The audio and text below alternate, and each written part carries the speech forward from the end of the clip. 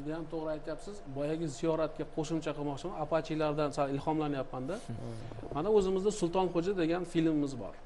Filmlarni turizm uchun juda katta ahamiyati bor-da. Sultonxo'ja filmi Xivada olindi. Xiva tarixi bosh vazir misolidagi tarix. Islomxo'ja. Kechirasiz, Islomxo'ja. To'ppa-to'g'ri. Islomxo'ja filmi o'sha bosh vazir faoliyat.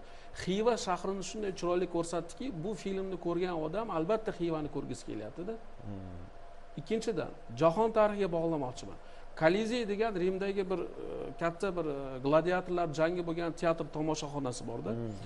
Bir vaqtlar u yerda odamlar bir-birini o'ldirib tomosha qilganda endi bir paytlar yomon joy.